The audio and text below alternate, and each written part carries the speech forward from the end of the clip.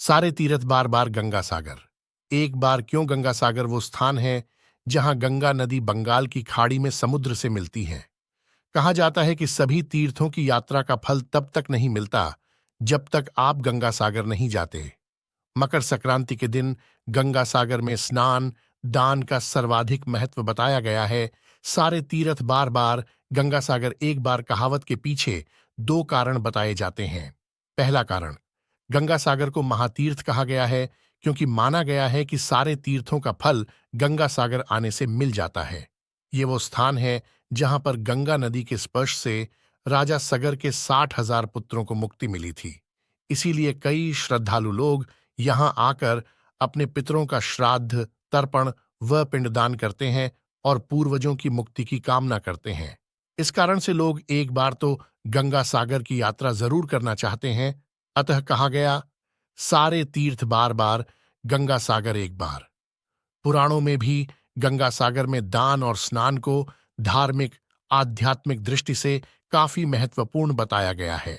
दूसरा कारण, कोलकाता से गंगा सागर जाने के लिए पहले 86 किलोमीटर दूर काकद्वीप जाना होता है, जहां हारवुड पॉइंट से 3.5 किलोमीटर स्टीमर नाव के जरिए सागर द्वीप पहुंचते हैं। इसके बाद सागर द्वीप पर 32 किलोमीटर यात्रा करने के बाद गंगा सागर तीर्थ आता है। पुराने समय में ये यात्रा काफी दुष्कर और कठिन थी। कई दिन की यात्रा करने के बाद लोग गंगा सागर पहुंच पाते थे। इसीलिए लोग दोबारा जाने की सोचते भी नहीं थे। इसीलिए लोग कहने लगे, सारे तीर्थ बार बार गंगा सागर एक बार। गंगा सागर की कहानी क्या है? रामायण की एक कथा के अनुसार अयोध्या के राजा सगर अश्वमेध यज्ञ कर करे थे। उनके प्रताप से डरकर देवताओं के राजा इंद्र ने उनके यज्ञ का घोड़ा चुरा लिया और कपिल मुनि के आश्रम में जाकर बांध दिया। राजा सगर की दो रानियां थीं, केशिनी और सुमति। केशिनी का एक पुत्र था जिसका नाम असमंजस था और सुमति के 60,000 पुत्र पैदा हुए थे। असमंजस बहुत उद्दंड था और प्रजा के लोगों को बहुत कष्ट देता था। इसलिए राजा सगर ने उसे अयोध्या राज्य से निकाल दिया। अश्वमेध यज्ञ का घोड़ा चोरी हो जाने से राजा सगर बहुत चिंतित हुए, क्योंकि यज्ञ पूरा होने के लिए घोड़ा मिलना जरूरी था। राजा सगर ने अपने 60,000 पुत्रों को घोड़ा खोजने के लिए भेजा। घोड़ा खोजते हुए राजा सगर के वे सभी पुत्र कपिल मुनि के आश्रम पहुंच गए और घोड़े को वहां बंधा देखकर उन्होंने कपिल मुनि को चोर समझा। कपिल मुनि भगवान विष्णु का अंश अवतार थे, जिन्होंने कर्दम ऋषि के पुत्र के रूप में जन्म लिया था। राजा सगर के पुत्र कपिल मुनि के बारे में नहीं जानते थे और उन्होंने मुनि का काफी अपमान कर दिया। इस अपमान से क्रोधित होकर कपिल मुनि ने राजा सगर के पुत्रों को श्राप दिया, अभी भस्म हो जाओ। मुनि के श्राप देते ही तुरंत राजा सगर के 60,000 पुत्र वहीं भस्म हो गए। जब काफी समय बाद राजा सगर के पुत्र वापस नहीं आए तो उन्होंने अपने पौत्र अंशुमान, जो कि असमंजस का पुत्र था, अपने चाचाओं का पता लगाने के लिए भेजा। अंशुमान भी खोजते खोजते कपिल मुनि के आश्रम पहुंच गया। वहां उसने यज्ञ का घोड़ा और हजारों की संख्या में अस्थि पिंजर और राख देखी तो वो समझ गया क्या हुआ होगा। अंशुमान ने कपिल मुनि की स्तुति की और कृपा की प्रार्थना की। कपिल मुनि ने प्रसन्न होकर आंखें खोलीं।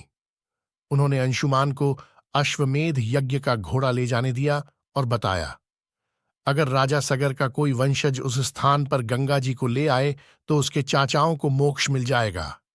अंशुमान घोड़ा लेकर अयोध्या वापस आ गया और राजा सगर ने यज्ञ पूरा किया। राजा सगर ने अगले 30,000 वर्षों तक राज्य किया। फिर वे अंशुमान को राज्य सौंपकर स्वर्ग सिद्धार गए। अंशुमान ने गंगा जी को पृथ्वी पर लाने का बहुत प्रयास किया, लेकिन वो अपने जीवन में सफल नहीं हो पाया। अंशुमान के पुत्र दिलीप ने भी काफी तप किया, लेकिन वो भी गंगा को लाने में असफल रहे। राजा दिलीप के बाद उनके पुत्र भागीरथ अपने अथक प्रयास और घोर तप से गंगा को पृथ्वी पर लाने में सफल हुए। गंगा जी ने आश्वासन दिया कि मैं पृथ्वी पर जरूर आऊंगी, परंतु जिस समय मैं स्वर्गलोक से पृथ्वी पर आऊंगी उस समय मेरे प्रवाह को रोकने के लिए कोई उपस्थित होना चाहिए। इसके लिए भागीरथ ने भगवान शिव को तप करके प्रसन्न किया। भगवान शिव ने स्वर्ग से आती हुई गंगा को अपने जटाओं में धारण कर लिया और वहां से गंगा 7 धाराओं में भूमि पर उतरीं। पहली तीन धाराएं ह्लादिनी, पावनी, नलिनी पूर्व की दिशा में बह चलीं और तीन धाराएं सुचक्षु, सीता और सिंधु पश्चिम की ओर प्रवाह कीं। सातवां प्रवाह भागीरथ के बताए रास्ते पर बीआईएच चला और आगे आगे भागीरथ रथ से बैरयाच चले। भागीरथ उस स्थान पर पहुंचे जहां उनके प्रपितामह भस्म हो गए थे। मां गंगा उनके प्रपितामह भस्म हो गए थे। मां गंगा उनके अवशेषों के ऊपर से बहते हुए राजा सागर के 60,000 पुत्रों का उद्धार करते हुए जाकर सागर में मिल गईं। राजा भागीरथ ने गंगा जी को पृथ्वी पर लाया, इसलिए गंगा का एक नाम भागीरथी भी है। गंगा सागर का मेला जिस स्थान अपर राजा सागर के पुत्रों को मुक्ति मिली, गंगा सागर वही स्थान है। यहां पर कपिल मुनि का मंदिर है जहां लोग दर्शन के लिए जाते हैं। गंगा जी जिस दिन पृथ्वी पर अवतरित हुईं, वो मकर संक्रांति का दिन था।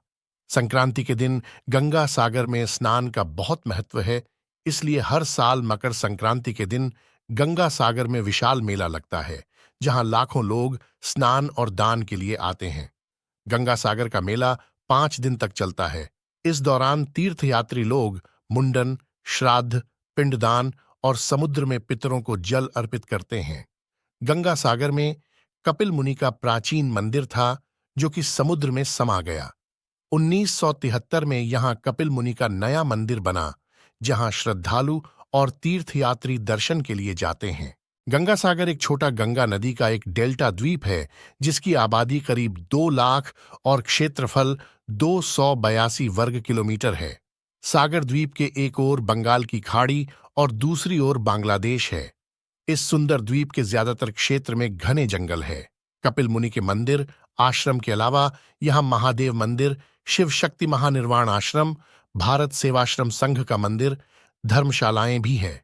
दोस्तों, आपको ये जानकारी एवं कहानी कैसी लगी?